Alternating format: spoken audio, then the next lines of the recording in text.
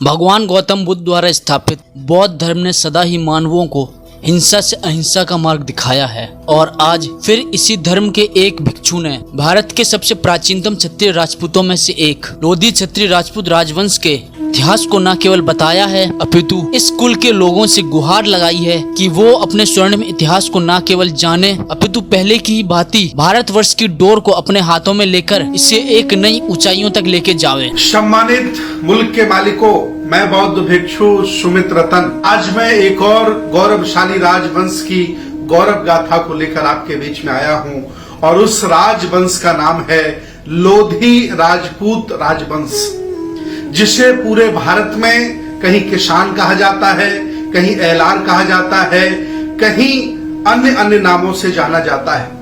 मैं आपको बता दूं, ये लोधी राजपूत राजवंश बहुत ही पुराना राजवंश है। इस राजवंश ने जम्बूद्वीप में, परतंत्र भारत में बहुत सारे रजवाड़ों का नेतृत्व किया है, अर्थात ये राजवंश कई बार राजा रहा है। ये जाति मध्य प्रदेश के कई भागों में, उत्तर प्रदेश के कई भागों में और उत्तराखंड के कई भागों में और हरियाणा के कई भागों में जमींदार रही और जिनके पास बड़े बड़े रजवाड़े रहे। आज मैं इस ऐतिहासिक गुणगान के दौरान उन राजाओं का नाम लेना चाहता हूं जिन्हें भारतीय इतिहास ने अपना राजा सजो करके रखा है। ध्यान दीजिए, राजा जगन्नाथ सिंह लोधी। महाराज जगन्नाथ सिंह लोधी हीरापुर राजवंश के आदि पुरुष कहे जाते हैं क्योंकि इन्होंने अपनी कुलदेवी माँ विंध्यवासिनी के आशीर्वाद से आज के हीरापुर राजवंश की नींव रखी थी। महाराजा गज सिंह लोधी। महाराजा गज सिंह लोधी रामगढ़ रियासत के द्वितीय शासक थे। रामगढ़ रियासत की स्थापना महाराजा मोहन सिंह लोधी जी ने की थी। महाराजा विक्रमजीत लोधी। महाराजा विक्रमादित्य सिंह लोधी, जिन्हें विक्रमजीत सिंह लोधी के नाम से भी जाना जाता है, ये भी रामगढ़ रियासत के राजा थे। और महान वीरांगना महारानी अवंतीबाई लोधी, जिन्होंने 1857 की क्रांति में अहम भूमिका निभाई थी, उनके पति थे ये। महाराजा हृदय शाह लोधी। महाराजा हृदय शाह लोधी महाराज जगन्नाथ सिंह लोधी जी के वंश क्रम में 22वीं पीढ़ी के राजा थे महाराजा हृदय शाह लोधी, जिन्होंने 1842 की क्रांति का नेतृत्व किया था। राजा ईश्वर सिंह लोधी। महाराजा ईश्वर सिंह लोधी, जिन्हें ईश्वर दास लोधी के नाम से भी जाना जाता है, ये हिंडोरिया रियासत के चौथे शासक थे और इन्होंने महोबा पर आक्रमण करने आए सम्राट पृथ्वीराज चौहान को अपनी 56,000 सेना के साथ युद्ध भूमि में बुरी तरह से पराजित कर महोबा से खदेड़ दिया था। महाराजा छवि राय लोधी।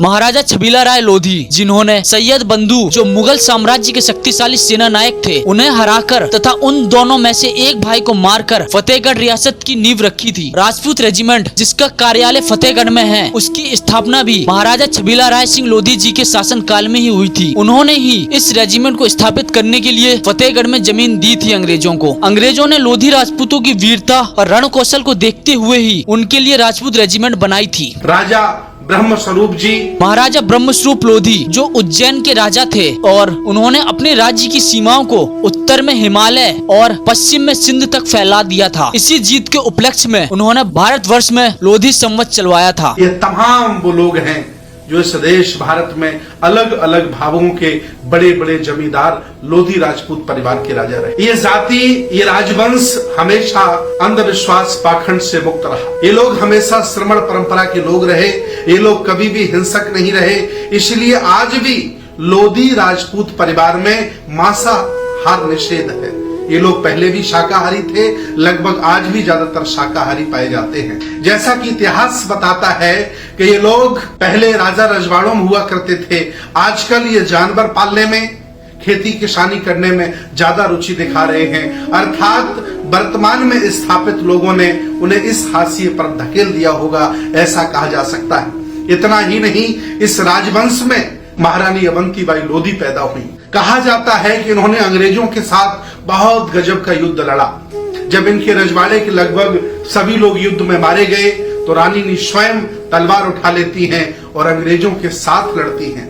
जब उन्हें लगता है कि अंग्रेज उन्हें गिरफ्तार कर लेगा तो महारानी दुर्गावती की नकल पर, उनके आदेश पर चलकर वह स्वयं अपने साथी से तलवार लेकर अपनी हत्या कर लेती हैं, अर्थात वीर गति को प्राप्त हो जाती हैं, शहीद हो जाती हैं। उस समय उनके शब्द होते हैं कि अंग्रेजों, तुम इस रानी के शरीर को छू नहीं सकते हो, इतने ज्यादा देश के लिए, राष्ट्र के लिए भक्ति इन लोगों में पाई गई। हालांकि इतिहास बहुत बड़ा है, बहुत सारे राजाओं का जिक्र है, बहुत सारे रजवाड़ों का जिक्र है, लेकिन मैं बहुत खास बात आपके बीच में करूंगा। इसके बाद स्वामी ब्रह्मानंद जी इस परिवार में पैदा हुए, आप सभी लोग जानते हैं। वह सांसद थे, चरखारी, महोबा, हमीरपुर, बांदा, ये राठ पूरा क्षेत्र उनका था। वो जनसंघ के सांसद हुए, बाद में वो इंदिरा गांधी जी के साथ चले गए और इंदिरा गांधी जी को वो बेटी कहा करते थे, इतना ज्यादा उनका सम्मान था। आज भी उन्होंने पूजा पर बहुत ज्यादा विशेष ध्यान नहीं दिया, उन्होंने शिक्षा पर विशेष ध्यान दिया। आज भी आप चले जाइए उनकी जन्मभूमि में, बड़े बड़े स्कूल कॉलेजेस बने हैं जो आज आम जनमानस को शिक्षा देने का कार्य कर रहे हैं। इतना ही नहीं, इस परिवार में एक और नाम है, माता दीन लोधा। स्वतंत्रता संग्राम सेनानी माता दीन लोधा भारत की राजधानी दिल्ली के स्वतंत्रता सेनानी थे ये, और इन्होंने अजीमुल्ला खान जी द्वारा रचित भारत के प्रथम तिरंगा गीत को न केवल छपवाया था बल्कि उसे देश में प्रचारित भी किया था। अंग्रेजों ने उनकी इस घटना को देखते हुए 22 फरवरी 1858 को दिल्ली में फांसी दे दी थी। फांसी देने से पहले जब अंग्रेजों ने उनसे उनकी अंतिम इच्छा पूछी थी, तब उन्होंने अंग्रेजों से कहा था कि अंग्रेजों, हमारा भारत हमेशा के लिए छोड़ दो। ये जाति, ये वंश, ये खानदान, ये राज परिवार उत्तर प्रदेश में, मध्य प्रदेश में और कह सकते हैं कि हरियाणा में, उत्तराखंड में बहुतायत संख्या में ये लोग रहते हैं, इसलिए यहाँ ओबीसी में इनको जोड़ा जाता है। लेकिन ये राजवंश रहा। छत्री का शाब्दिक अर्थ हम समझा दें आप लोगों को, पाली भाषा में खत्तीय शब्द था और खत्तीय का मतलब था जमींदार, खेती बाड़ी वाला, अर्थात वही व्यक्ति, यही शब्द आगे चल करके छत्री बना। अर्थात ये राजवंश क्षत्रिय राजवंश है, खेती बाड़ी वाला है। इन्होंने देश को संभाला है, देश को स्वर्णिम पहुंचाया है। इन्होंने हक वंचित असहाय कमजोर लोगों के साथ खड़े होकर हमेशा जुल्म के साथ डटकर मुकाबला किया। ये राजवंश बहुत बड़ा राजवंश है। इतना ही नहीं, इस राजवंश में कल्याण सिंह बाबूजी ने जन्म लिया, इस राजवंश में उमा भारती ने जन्म लिया, इस राजवंश में प्रहलाद पटेल जो केंद्रीय मंत्री उन्होंने जन्म लिया, इस राजवंश में डॉक्टर भारत सिंह जो PIIT के मालिक है उन्होंने जन्म लिया। मैं पूछना चाहता हूं, जब देश आपने संभाला, देश को स्वर्णिम आपने बनाया, देश के लिए कुर्बानियां आपने दी, लेकिन आज मैं आपसे पूछना चाहता हूं, वर्तमान की संवैधानिक व्यवस्था में सुप्रीम कोर्ट में जज कितने हैं आपके, हाई कोर्ट में जज कितने हैं आपके, राज्यपाल कितने आपके, दूतावास में आप लोग कितने हो, मुख्यमंत्री कितनी बार बनने का आपको मौका मिला। इवन अयोध्या में राम मंदिर का जो न्यास बना है, जिसे हम ट्रस्ट कहते हैं, उस ट्रस्ट में आखिर आपको सदस्य क्यों नहीं बनाया गया है, मैं आपसे पूछना चाहता हूं। आज अगर ये परिवार, ये राजवंश, ये ऐतिहासिक राजवंश आज भी अपने पुरखों की यादों को ताजा करे, उनके पौरुष को पहचाने, तो आज भी मैं दावे के साथ कह सकता हूं कि लोधी राजवंश शासक बन सकता है और अपने सभी भाइयों को साथ लेकर अपने पुरखों की तरह ये शासक बन सकता है। लेकिन ऐसा देखने को नहीं मिलता है।